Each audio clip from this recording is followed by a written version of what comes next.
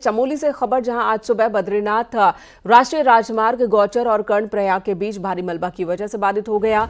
Highway के दोनों तरफ यात्री फंस गए। सड़क को डबल लाइन बनाने का काम चल रहा है और इसी दौरान अचानक सड़क पर भारी मलबा आ गया, जिसे हटाने का काम शुरू कर दिया गया है। रास्ता एक बार फिर बंद हुआ है। स्थानीय लोगों के साथ साथ जो यात्री इस वक्त रास्ते में हैं, उन्हें भी दिक्कतों का सामना करना पड़ रहा है। देखिए, यहाँ पर सड़क को दोहरा किया जा रहा है, यानी कि डबल लेन सड़क बनाई जा रही है। इस बीच पहाड़ी से मलबा सड़क पर आ गया, जिसकी वजह से यातायात बाधित हुआ है। नितिन सेमवाल हमारे सहयोगी ज्यादा जानकारी के साथ इस वक्त है। नितिन, क्या मलबा हटा लिया गया है या नहीं, तो कितना वक्त और लग सकता है? अभी मलबा नहीं हटाया गया है और जो लोग वहाँ पे मौजूद हैं उनका कहना है कि मशीनें खड़ी हैं, लेकिन ऑपरेटर अभी तक नहीं पहुंचे हैं। अगर सड़क मार्ग खोलने का समय जल्दी शुरू नहीं हुआ तो इस पर काफी लंबा समय लग सकता है, क्योंकि मलबा काफी आया है, ये बताया जा रहा है। लेकिन अभी जिस तरीके से मलबा गिरा है, सड़क डबल लाइन बनाने का यहाँ पे कार्य चल रहा है और बीते दिनों जो बारिश भी हुई है उसकी वजह से पहाड़ कहीं ना कहीं बहुत लूज हो गए हैं और अब वो लगातार नीचे की तरफ खिसकते जा रहे हैं। तो ऐसे में जो बद्रीनाथ राष्ट्रीय राजमार्ग गौचर से लेकर और पूरा जोशीमठ और चमोली तक जितना भी एरिया है उस पर कहीं ना कहीं लगातार मलबा झड़ रहा है और जिससे लोगों को दिक्कतों का सामना भी करना पड़ रहा है। हालांकि प्रशासन का कहना है कि थोड़ी देर बाद इस मार्ग को सुचारू कर दिया जाएगा। मौके के लिए मशीनों को रवाना कर दिया गया है। जी नितिन, और कितने लोग होंगे जो फंसे होंगे? जी, अगर लोगों की बात करें तो इस दौरान सुबह सुबह का समय है। ऋषिकेश, हरिद्वार और देहरादून जाने वाले तमाम जो बसें हैं वो निकलती हैं सुबह सुबह गोपेश्वर चमोली से। तो अभी बताया जा रहा है कि 1 दर्जन से अधिक गाड़ियां वहां पे दोनों तरफ खड़ी हैं और इसके अलावा जो आवश्यक चीजें होती हैं, दूध की या सब्जी की गाड़ियां, वो भी रास्ते में फंसी हुई है और उनको भी निकालने की कोशिश अब वहां पे की जा रही है। जी, धन्यवाद नितिन, इस वक्त पूरी जानकारी देने के लिए। तो यहाँ देखिए, सड़क पे मलबा आ गया, जिसकी वजह से गाड़ियां रुकी हुई हैं। महत्वपूर्ण चीज़ों की सप्लाई भी इसकी वजह से बाधित हो रही है। अगली खबर, चमोली के बद्रीनाथ धाम में 4 मार्च को बीआरओ कैंप के पास एक मानव कंकाल मिला। बद्रीनाथ धाम में सड़क मार्ग के बाधित होने और कनेक्टिविटी न होने के कारण इसकी सूचना पुलिस तक नहीं पहुंच सकी, जिसके बाद बीआरओ के जवानों ने अपने अधिकारियों को मानव कंकाल की सूचना जोशीमठ में जाकर दी, जिसके बाद पुलिस मौके पर पहुंची और मानव कंकाल को अपने कब्जे में लिया। पुलिस के मुताबिक कंकाल 1-2 महीने पुराना है और इसे आवारा कुत्ते पकड़कर बीआरओ कैंप तक लाए थे।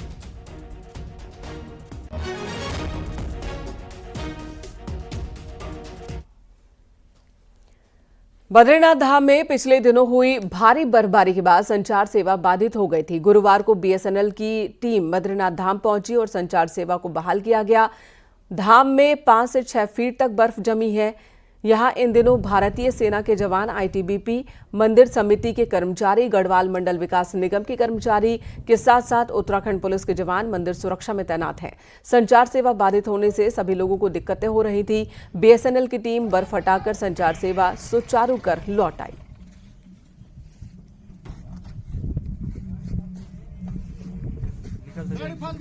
फंस गई यार।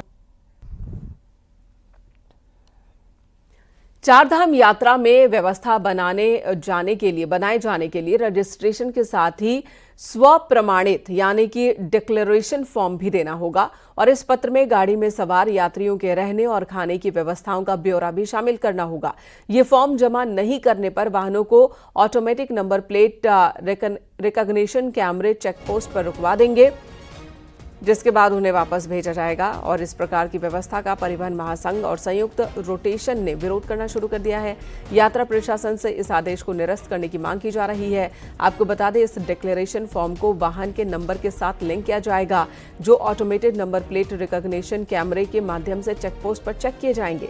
ये चेकिंग प्राइवेट अथवा कॉमर्शियल वाहन के साथ की जाएगी। आशीष डोभाल हमारे सहयोगी ऋषिकेश से इस वक्त हमारे साथ जुड़ चुके हैं। आशीष, बहुत ही बड़ा फैसला लिया गया है, लेकिन ये फैसला इतना आसान भी नहीं है। ये काम इतना आसान नहीं होगा। जितनी गाड़ियां जाती हैं, इसमें प्राइवेट गाड़ियां होती है, लेकिन कॉमर्शियल गाड़ियों में तो बार बार श्रद्धालु बदलते रहते हैं, लोग बदलते रहते हैं, तो बार बार अपडेट करना वाकई बहुत पेचीदा काम हो जाएगा। विरोध किन किन आधार पर किया जा रहा है इस फैसले का? जी मेनका, आप देखते हैं जैसे हम रजिस्ट्रेशन कराते हैं, उसके साथ साथ बसों को ग्रीन कार्ड और अन्य जो फॉर्मेलिटीज गवर्नमेंट की तरफ से पिछली यात्रा में दी गई थी, उसके साथ एक एडिशनल डिक्लेरेशन फॉर्म का जो चैप्टर जोड़ दिया गया है। ये व्यवस्था बनाने के लिए पुलिस प्रशासन ट्रैफिक के द्वारा जोड़ा गया है, जिस पर अब जो यहाँ ऋषिकेश में संयुक्त रोटेशन है, जो सबसे बड़ी एक एजेंसी है जो यात्रा कराती है, और साथ में जो प्राइवेट व्हीकल्स हैं, परिवहन महासंघ है, वो इसका विरोध कर रहे हैं। उनका सीधे कहना यह है कि इस नई व्यवस्था से कहीं ना कहीं यात्रा में और यात्रियों को परेशानी होनी शुरू हो जाएगी, और यात्री अपनी इच्छा से कहाँ रुकते हैं, कैसे रुकते हैं, वो करते हैं। लेकिन अगर हम पहले से उसकी बुकिंग भी कराएंगे और जगह वहां पहुंचेंगे तो कहीं ना कहीं दिक्कतों का सामना करना पड़ेगा। और ये एडिशनल होने से यात्रा का जो समय काल होता है, जिसमें यात्रा रजिस्ट्रेशन के बाद अलॉट की जाती है, उसमें कहीं ना कहीं फर्क पड़ेगा, क्योंकि पूरे गढ़वाल में कहां कहां पर होटल्स हैं, खाने की व्यवस्था कहां कहां पर है, ये पहले से लिखकर यात्रियों को देना पड़ेगा, और यात्रा शुरू करने से पहले ये सारी चीजें देनी पड़ेगी। नहीं तो चेक पोस्ट से यात्रियों को बस सहित या प्राइवेट व्हीकल सहित वापस कर दिया जाएगा। ये एक बड़ी समस्या जो है वाहन स्वामियों और जो यात्रा पर जाएंगे उनके सामने आने वाली है, जो प्रैक्टिकल रूप में व्यवहारिक नहीं मानी जा रही है। जी आशीष, धन्यवाद इस वक्त पूरी जानकारी देने के लिए। तो व्यवहारिक तौर पर यह फैसला थोड़ा कठिन है और यही वजह है कि विरोध भी हो रहा है। हालांकि प्रशासन का कहना है कि अगर इस व्यवस्था पर काम किया जाता है तो चारधाम यात्रा के दौरान व्यवस्था बहुत ज्यादा अच्छी रहेगी। उत्तराखंड में कैबिनेट विस्तार की चर्चा तेज हो गई है। हर्षिल और मुखबा के दौरे से लौटते ही सीएम धामी सीधे दिल्ली पहुंचे। दिल्ली में उनकी केंद्रीय गृह मंत्री अमित शाह से मुलाकात हो सकती है। सूत्रों के हवाले से यह भी खबर है कि 3 मंत्रियों का पत्ता साफ हो सकता है, जबकि 5 नए मंत्रियों की कैबिनेट में एंट्री हो सकती है। और इससे पहले गुरुवार को प्रधानमंत्री नरेंद्र मोदी उत्तराखंड के दौरे पर रहे और यहां उत्तरकाशी में मां गंगा के शीतकालीन प्रवास मुखबा पहुंचे। मां गंगा की पूजा अर्चना की और पीएम मोदी ने मुखबा के प्राकृतिक सौंदर्य को निहारा भी। मुखबा में मां गंगा की पूजा के बाद पीएम मोदी हर्षिल पहुंचे, जहां पर जनसभा को संबोधित किया। बड़ी संख्या में लोग प्रधानमंत्री का पहले से इंतजार कर रहे थे, जिन्होंने जोरदार स्वागत किया प्रधानमंत्री का। पीएम मोदी ने हर्षिल में जनसभा को संबोधित किया। पीएम मोदी ने कहा कि मां गंगा ने मुझे गोद ले लिया है और मेरा सौभाग्य है कि मुझे यहां आने का मौका मिला। पीएम ने यह भी कहा कि यह दशक उत्तराखंड का बन रहा है और उत्तराखंड की प्रगति के लिए नए रास्ते खुले हैं। प्रधानमंत्री ने शीतकालीन पर्यटन को महत्वपूर्ण कदम बताया। प्रधानमंत्री मोदी ने कहा कि माणा, जादूंग, टिम्मरसैंण में तेजी से पर्यटन बढ़ रहा है। पीएम ने यह भी कहा कि ऐसी व्यवस्था करेंगे जिससे उत्तराखंड में हर सीजन ऑन सीजन होगा, कोई ऑफ सीजन नहीं होगा।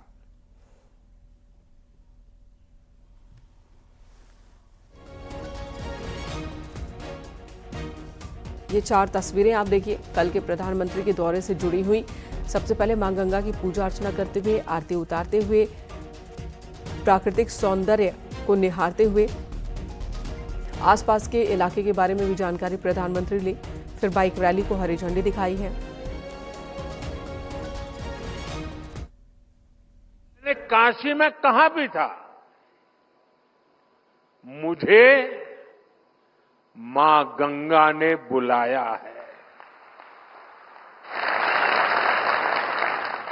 और कुछ महीने पहले मुझे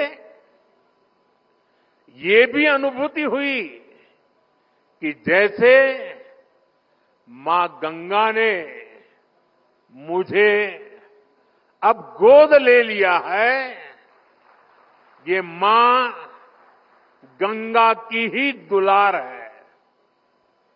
अपने इस बच्चे के प्रति उनका स्नेह है कि आज मैं उनके मायके मुखबा गांव आया हूं। पीएम मोदी के मुखबा आने पर सीएम पुष्कर सिंह धामी ने प्रधानमंत्री का आभार जताया। सीएम धामी ने कहा कि पीएम मोदी ने हर संकट में उत्तराखंड का साथ दिया है और हर परिस्थिति में हमारा मार्गदर्शन भी किया। सीएम धामी ने कहा कि पीएम मोदी के मार्गदर्शन में विकास के काम हो रहे हैं और विकसित उत्तराखंड की तरफ हम बढ़ रहे हैं। इसी के साथ सीएम धामी ने केदारनाथ और हेमकुंड साहिब के रोपवे के लिए भी पीएम मोदी का आभार जताया। सीएम धामी ने कहा कि रोपवे बनने के बाद केदारनाथ धाम का कठिन सफर सरल और सुगम हो जाएगा। आदरणीय प्रधानमंत्री जी के आगमन से न केवल शीतकालीन यात्रा को बृहद स्तर पर बढ़ावा मिलेगा, बल्कि इस सीमांत क्षेत्र में ट्रैकिंग, माउंटेन बाइकिंग के साथ साथ दूसरी एडवेंचर एक्टिविटीज को भी बढ़ावा मिलेगा। इसके लिए मैं एक बार पुनः आदरणीय प्रधानमंत्री जी का आभार व्यक्त करते हुए मां गंगा से प्रार्थना करता हूं कि उनके कुशल एवं सफल नेतृत्व में देवभूमि उत्तराखंड के साथ साथ संपूर्ण देश इसी प्रकार तेज गति से विकास की राह पर आगे बढ़ता रहे और भारतवर्ष पुनः विश्व गुरु के पद पर आरूढ़ हो।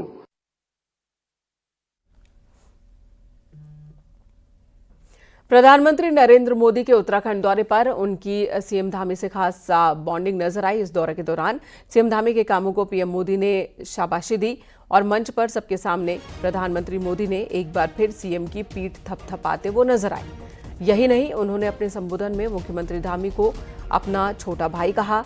पीएम मोदी ने सीएम धामी को ऊर्जावान मुख्यमंत्री भी कहा। धामी के कामों की उन्होंने काफी सराहना की। इससे पहले भी कई मौकों पर पीएम मोदी सीएम धामी की तारीफ कर चुके हैं और पीएम मोदी ने उन्हें छोटा भाई बताया है। ये जो तस्वीर आप देख रहे हैं, सीएम धामी की पीठ थपथपाते हुए प्रधानमंत्री नरेंद्र मोदी। इससे पहले भी जब धामी मुख्यमंत्री पद की शपथ ले रहे थे, दूसरी बार जब वो शपथ ले रहे थे, तब भी हमने देखा था शपथ ग्रहण समारोह में प्रधानमंत्री मौजूद थे और उन्होंने धामी को इसी तरह से पीठ थपथपाकर पोडियम की तरफ बढ़ने का इशारा किया था। के ऊर्जावान मुख्यमंत्री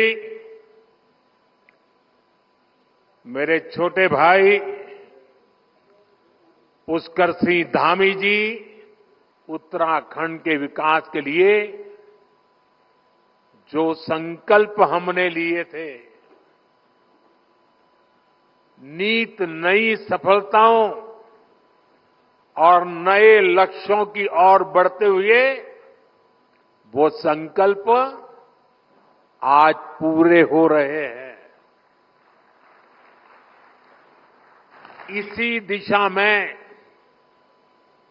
शीतकालीन पर्यटन एक और बड़ा महत्वपूर्ण बड़ा कदम है। इसके माध्यम से उत्तराखंड के आर्थिक सामर्थ्य को साकार करने में बहुत बड़ी मदद मिलेगी। मैं इस अभिनव प्रयास के लिए धामी जी को, उत्तराखंड सरकार को बहुत बहुत बधाई देता हूं और उत्तराखंड की प्रगति के लिए कामना करता हूं। पहाड़ मैदान के बयान पर मचे बवाल के बीच अब बीजेपी के प्रदेश महामंत्री आदित्य कोठारी के एक बयान ने विपक्ष को नया मुद्दा दे दिया और इस पर भी सियासत शुरू हो चुकी है। कहता हूं कि फल और सब्जी के कारोबार पर किसका कब्जा है? आज सैलून बाल काटने के कारोबार पर किसका कब्जा है? आज कारपेंटरी के क्षेत्र पर आज किसका कब्जा है? इन सभी क्षेत्रों पर जिसमें नगद आमदनी होती है और बहुत बड़ा कारोबार यह है, ये सारे कारोबार पर जो है हमारे प्रदेश से बाहर के जो लोग हैं उनका लगातार कब्जा होता जा रहा है। यह बीजेपी के प्रदेश महामंत्री आदित्य कोठारी पहाड़ मैदान के बयान पर शुरू हुए बवाल से आज ही जा चुकी बीजेपी के प्रदेश महामंत्री ने अब एक नया मुद्दा विपक्ष के हाथ में दे दिया है। कोठारी ने विपक्ष को सीख दी है कि सामाजिक सद्भाव खराब करने के बजाय उन्हें प्रदेश के सामने खड़े असली चैलेंज से निपटने पर ध्यान देना चाहिए।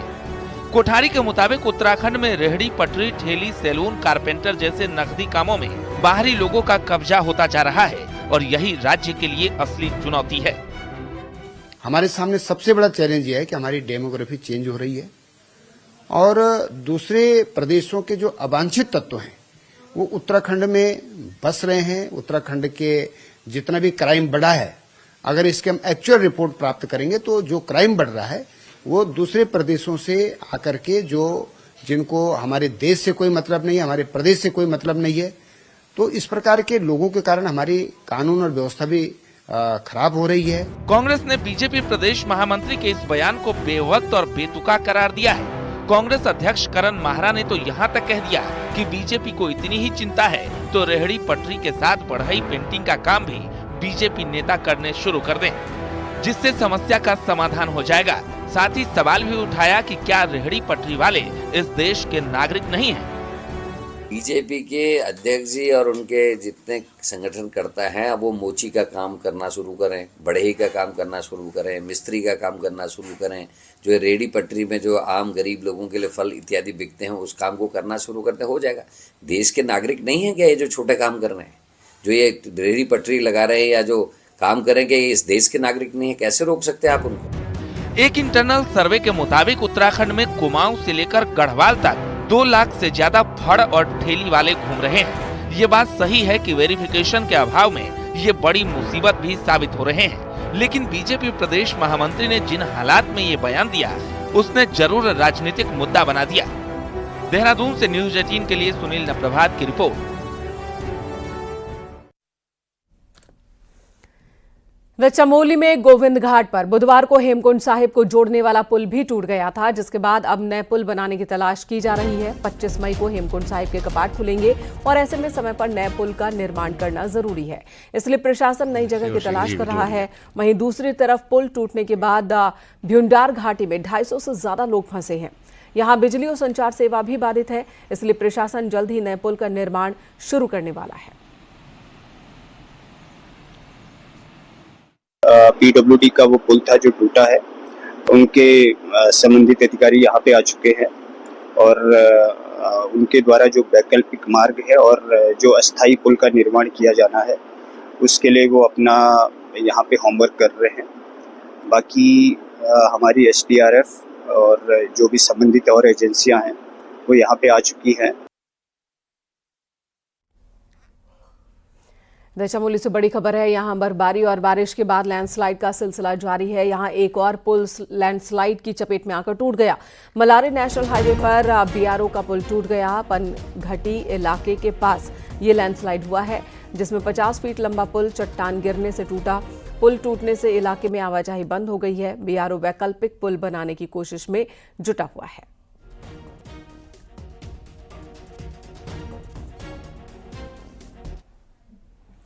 बद्रीनाथ धाम में पिछले दिनों हुई बर्फबारी के बाद चारों तरफ केवल बर्फ ही बर्फ दिखाई दे रही है। मंदिर परिसर के आसपास 4 से 5 फीट तक बर्फ जमी है और इसी बीच बद्रीनाथ धाम की तस्वीर बहुत ही अद्भुत नजर आ रही है। पहाड़ों पर हर तरफ बर्फ ही बर्फ है। खूबसूरत नजारा इन दिनों देखने को मिल रहा है।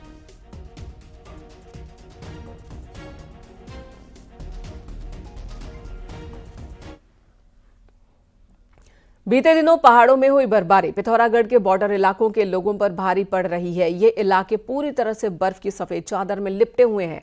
साथ ही आदि कैलाश यात्रा जल्द कराने की प्लानिंग भी अब ठंडे बस्ते में चले गई है।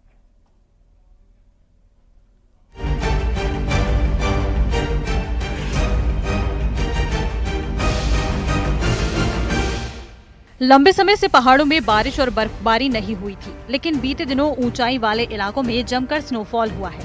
हालात ये हैं कि कई इलाकों में 15 फीट तक बर्फ गिरी है।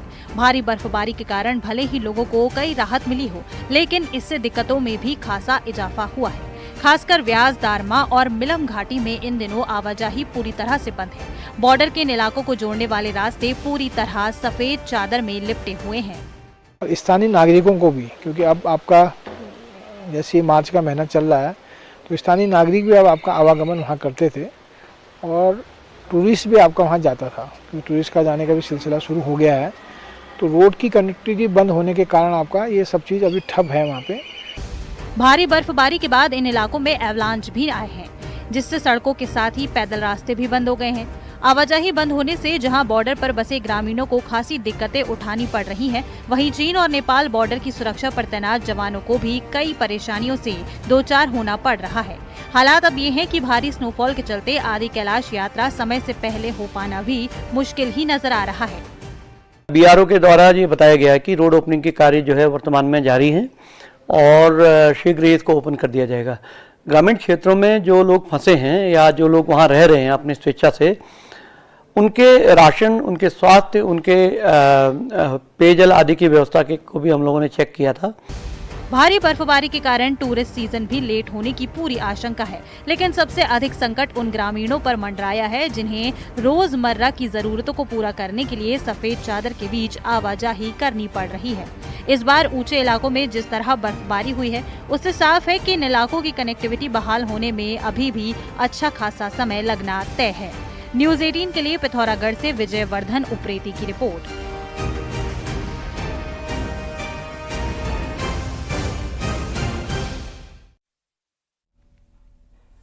होली का त्योहार यानी रंगों के साथ गुजिया वाली मिठास वाला मौसम, लेकिन इस मिठास भरे मौसम में कई लोग आपकी सेहत से खिलवाड़ करने की तैयारी में हैं और इसलिए सावधान रहना है क्योंकि इनकी जाल में फंसकर आप बीमार भी हो सकते हैं।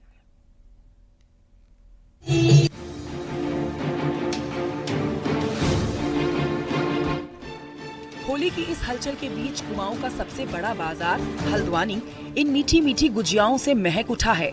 आप भी दूध से बने मावे और चीनी की चाशनी में घुली ये तरह तरह की गुजिया खाने को बेताब होंगे, लेकिन इनकी मिठास पर मिलावटखोरों की नजर है जो आपको नकली या मिलावटी मावा खिलाकर बीमार कर सकते हैं।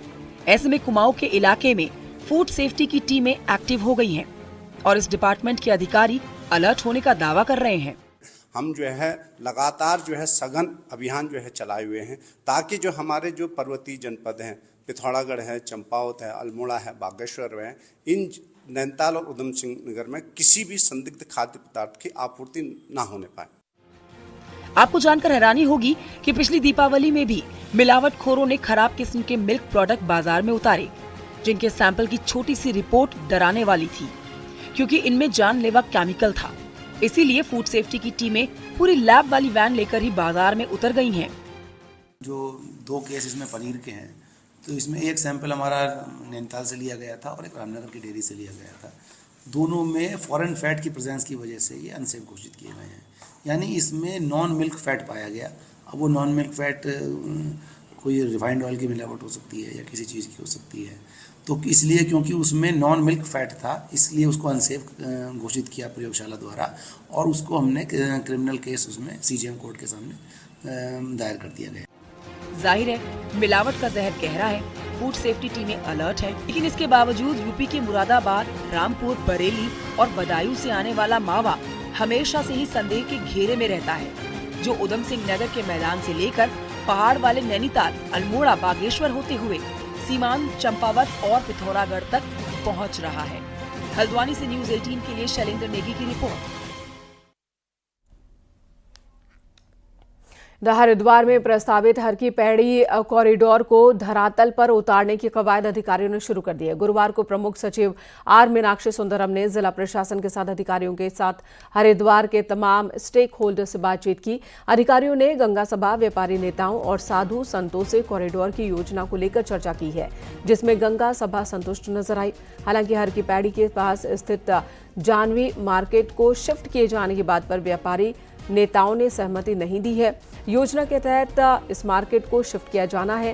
प्रमुख सचिव ने साफ किया कि अगर कॉरिडोर निर्माण में कोई 1-2 दुकान शिफ्ट करनी पड़ जाती है तो दुकान के मालिक और किराएदार दोनों को ही नई दुकान उपलब्ध कराई जाएगी। कुछ शिफ्ट होना नहीं चाहते, हम वहीं रहना चाहते हैं। अगर आपने चेंज, हम उसमें सहयोग करने को तैयार हैं गवर्नमेंट का भी। अगर वो जूता स्टॉल बनाना चाहते हैं, शौचालय बनाना चाहते हैं, तो पूरी छत खाली पड़ी है, वो फर्स्ट फ्लोर पे, सेकंड फ्लोर पे कुछ भी बना सकते हैं, वहाँ पर हमें कोई दिक्कत नहीं है। व्यापारी भी अपनी जगह पर रहेगा। अगर किसी एरिया को हमें किसी परियोजना की वजह से कुछ एक आध दुकान अगर हटाना पड़ जाए तो उनको हम लोग पहले शॉपिंग कॉम्प्लेक्स बनाएंगे और उसमें दुकान अवेलेबल कराएंगे और उसके बाद ही उसको टच करेंगे, नंबर 1। नंबर 2, जो किराएदार होगा उनको भी दुकानें मिलेंगी। ऐसा नहीं कि जो ओनरशिप वाले दुकान है उन्हीं को मिलेगी, किराएदार को भी हम लोग अकोमोडेट करेंगे। और अभी वर्तमान में जो प्लान है उसमें जानवी मार्केट के अलावा और किसी जगह पर शिफ्टिंग का कोई प्लान है नहीं।